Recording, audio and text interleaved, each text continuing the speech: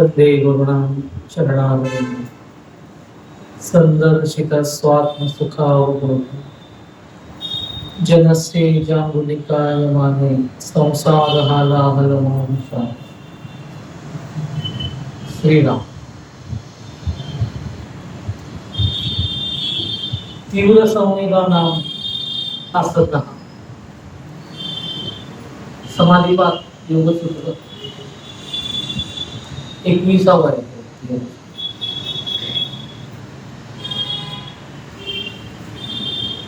संवेग याचा अर्थ उत्कटता, तीव्रता, संवेग असं म्हणतात।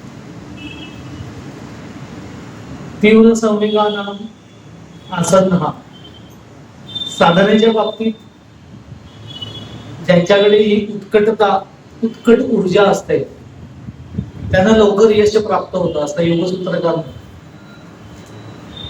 यश प्राप्त होतं म्हणजे समाधीची अवस्था अनुभवत आहे आणि लवकर म्हणजे या जन्मामध्ये लवकर म्हणजे या जन्मामध्ये संवेग तीव्र तीव्र संवेगाना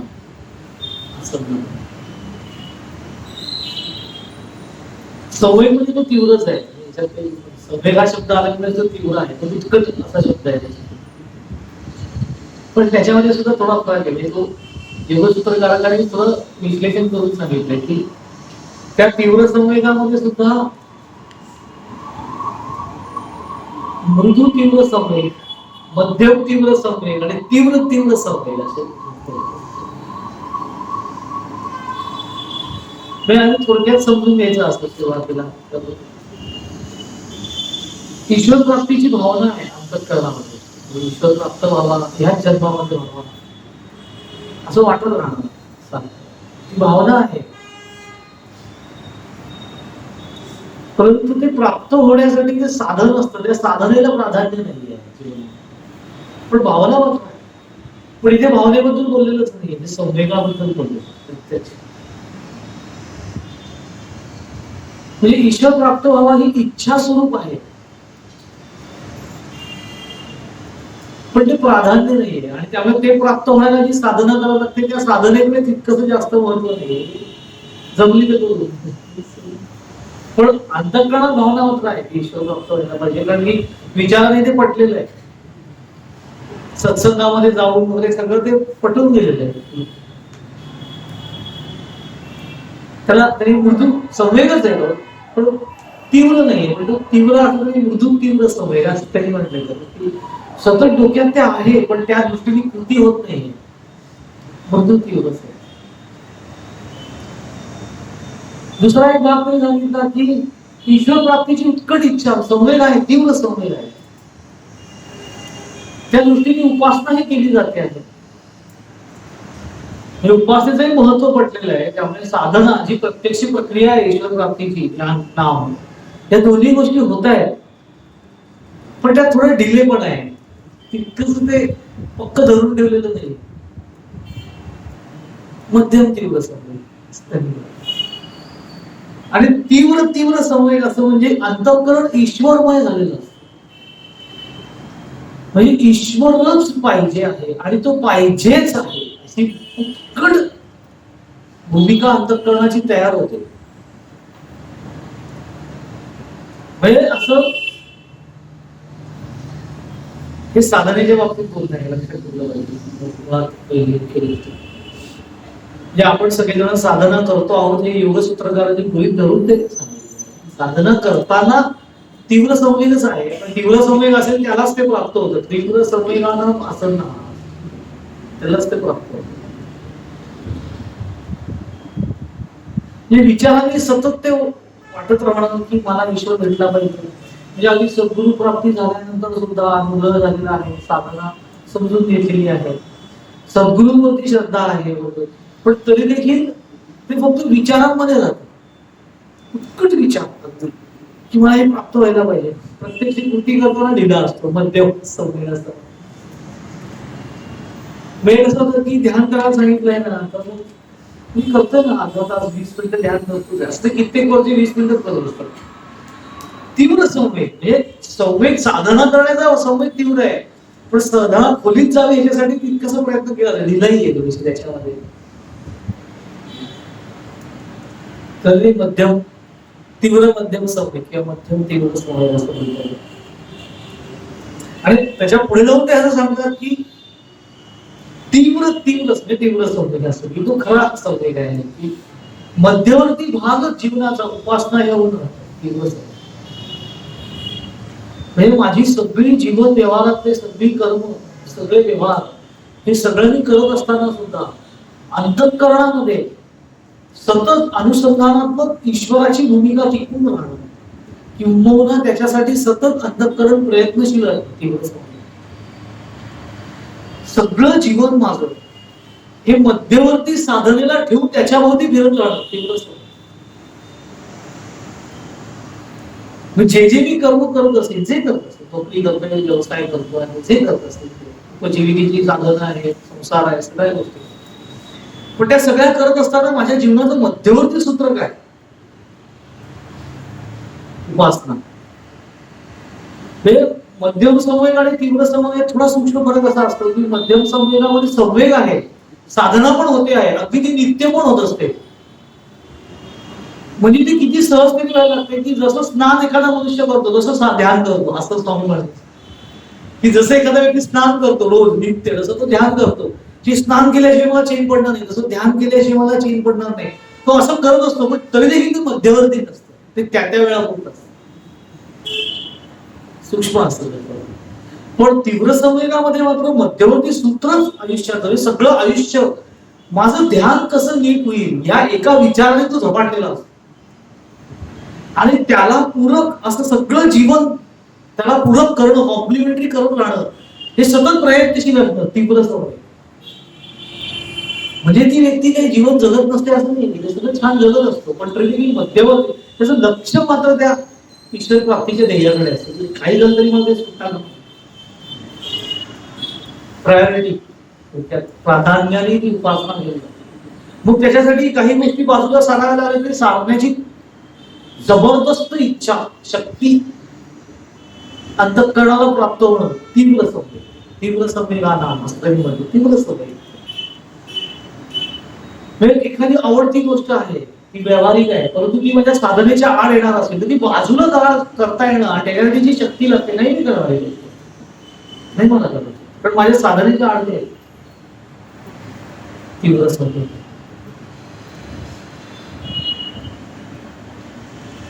किती मनपूर्वक आपण साधना करतो आणि किती वेळ त्या साधनेला देतो यावरती हे अवलंबून आहे. म्हणजे मॅक्झिमम वेळ ध्यानासाठी देतो आहे का? जो जो वेळ मला मिळेल की आता ह्या वेळामध्ये मी तो वेळ युटिलाइज करणं साधनेसाठी तीव्र संवेग.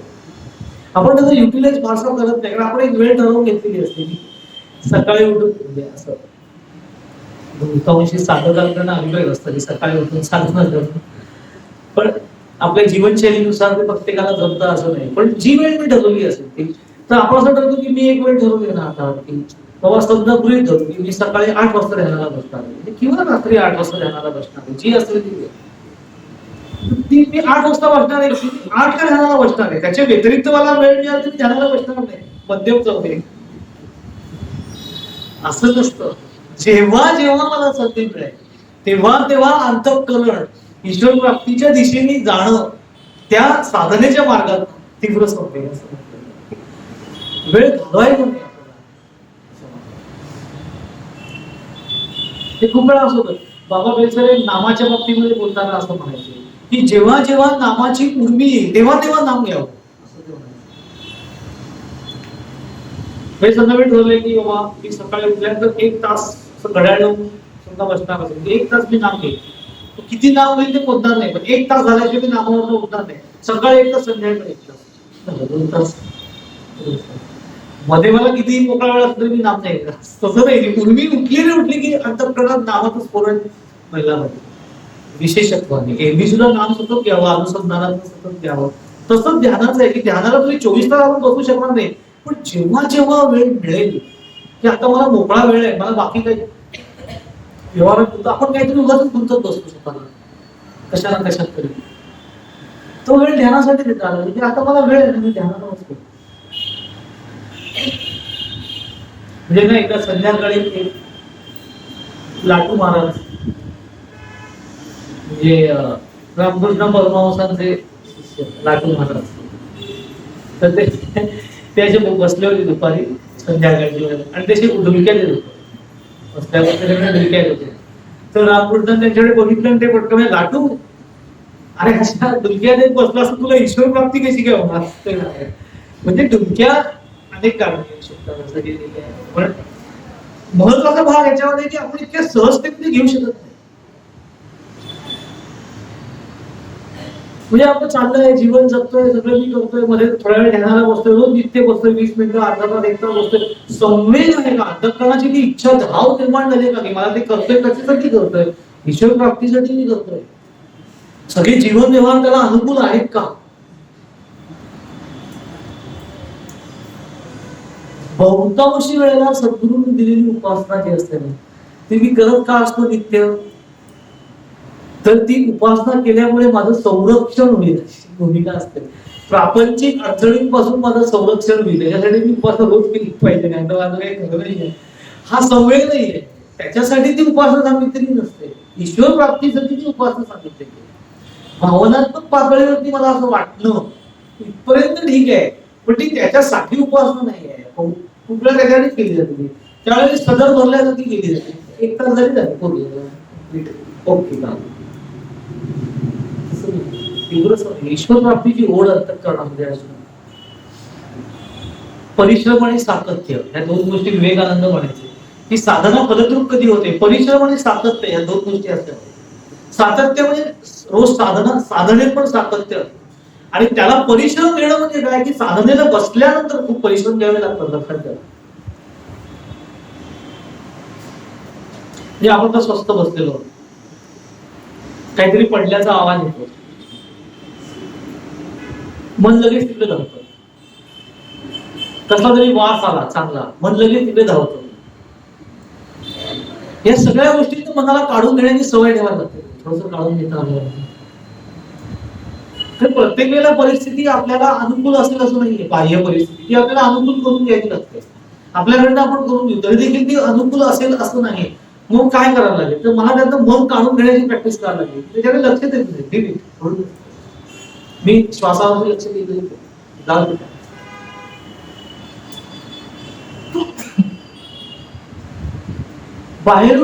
बाहेरील दृश्यातून मन काढून घेणं हे एक वेळ डोळे मिटल्यानंतर शक्य असतं. की डोळे मिटून बसलं की बाहेरच्या दृश्यामधलं मन मी काढून घेतलं असं मला वाटतं. पण बाहेरच्या दृश्यातलं मन काढून घेणं जितकं कठीण, त्याहीपेक्षा जास्त कठीण आतमधल्या दृश्यापासून मन काढून घेणं आहे. कारण डोळे मिटल्यानंतर आपला सगळ्यात जास्त डिस्टर्ब काय करतो तर आतली दृश्य. म्हणजे दृश्य कुठली असतात? स्मृतीत ना आलेली. त्या सगळ्या दुर्लक्ष, आणि ह्याला संवेग लागतो आणि ह्याला परिश्रम लागतात. विवेकानंद परिश्रम आणि सातत्य खूप कठीण परिश्रम असतात. डोळे मिटल्यानंतर त्याच्यातून मन काढून कसं घेणं? दुसरीकडे एंगेज करणं. मग दुसरीकडे एंगेज करायचं म्हणजे काय करायचं? श्वासावरती नाम घ्यायचं, श्वासाकडे लक्ष केंद्रित करायचं, त्याच्यावरती नामाचं स्फुरण ठेवायचं. मन एंगेज होतं त्याच्यावरती की इतर गोष्टींचं मन निघून त्याच्याकडे जातं. थोड्या काही दिवसानंतर श्वासावरती पण नाम ठेवावं लागत नाही. मन सहजच नामावरती राहायला सुरुवात होते. हळूहळू तो संवेग निर्माण होतो मध्ये. आणि नाम ज्या तत्वाचा निर्देश करत आहे त्या तत्वाच्या दिशेने अंतःकरण जावं स्वकडे. हे मग अस्तित्वाची जाणीव मी आहे ह्या जाणीवेवरती मन राहायला सुरुवात.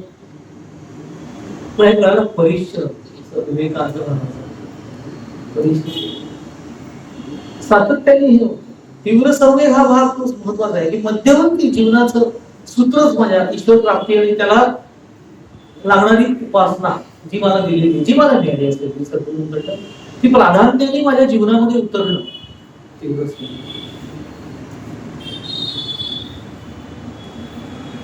म्हणजे गुरुदेव रानडे एकदा त्यांच्या काही कामानिमित्त मुंबईमध्ये आले होते. त्यावेळेला मी तो प्रसंग वाचला होता. त्याच्यामध्ये बऱ्याच लोक त्यांना भेटायला वगैरे आले, त्याची चर्चा वगैरे झाल्या सगळं.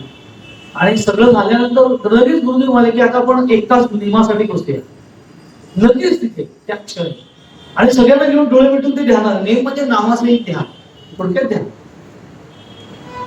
आणि ते 1 तासभर तिथे बसले आणि ते झाल्यानंतर मग म्हणाले की सगळं केलं, गप्पा मारल्या, चर्चा झाली, प्रश्नोत्तर झाले, सगळं झालं पण प्रत्यक्ष कृती जर का झाली तर सगळं फुकट आहे. तीव्र ही लक्ष त्या उपासनेकडे सतत असते. बाबा मला वेळ फुकट जातो का माझे, मला जेव्हा जेव्हा वेळ मिळेल की तो युटिलाइज केला पाहिजे. तर वेळ तसा कमी असतो आपल्याकडे. मोठे स्वामी असं माझे वेळ पाळेल त्याला वेळ मिळेल. तो वेळ पाळायची म्हणजे काय, एक तर साधनेची वेळ मुख्य पाळायची जी ठरवली, शक्यतो चुकवू नये. आणि जेव्हा जेव्हा मिळेल, जेव्हा जेव्हा शक्य आहे, तेव्हा तेव्हा डोळे मिटून स्वतःच्या जाणीवेवरती राहण्याचा प्रयत्न करत राहणार. तीव्र संवेग. आणि हे नुसतं तीव्र संवेग आहे. पुढे जाऊन योगसूत्रकार असं म्हणतात की ईश्वर प्रणिधानात व्हा, असं ते म्हणतात. ईश्वर प्रणिधानात, ईश्वर प्रणिधान म्हणजे ईश्वराविषयी पूर्ण शरणागती किंवा अंतःकरणाची समर्पण भूमिका. त्याचा अर्थ असा होतो की एक तर तीव्र संवेग किंवा ईश्वर प्रणिधान. तर विवेकानंदाची वा या शब्दाचा अर्थ किंवा असा नाहीये. ईश्वर प्रणिधानात वा तर किंवा असा अर्थ घ्यायचा नाही. तर वा म्हणजे किंवा नसून ईश्वर प्रणिधान हे साधनेमधलं अविभाज्य अंग आहे. त्यामुळे ते किंवा नाहीये. त्याचा अर्थ सुद्धा किंवा सहज, त्याच्या म्हणजे तीव्र संवेग ईश्वर प्रणिधानासह. ईश्वर प्रणिधान हे खूप मध्यवर्ती सूत्र आहे. त्याच्यासह तीव्र संवेग साधनेमधला. तर समाधी अनुभूती नक्की समाधी येतात ईश्वर प्राप्तीच्या.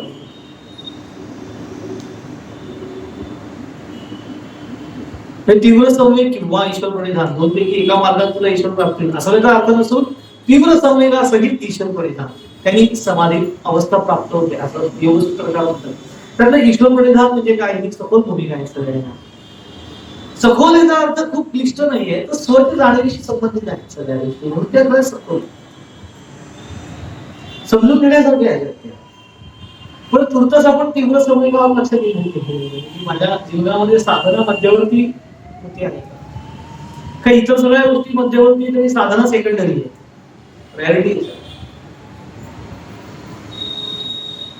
काहीही झालं तरी देखील उपासना मोडता कामा. आपल्याकडे उपासना न करण्याचे कारण खूपच. विवेकानंदांचं एक सुंदर वाक्य आहे, आध्यात्मिक जीवनामध्ये सुट्टी नसते.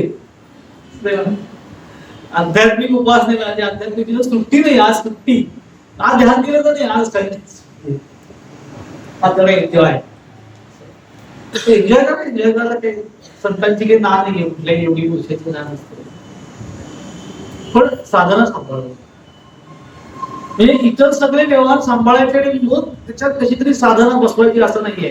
तर प्राधान्याने साधनायुक्त जीवन असतं आणि सेकंडरी गोष्टी त्याला पूरक केलेल्या असतात.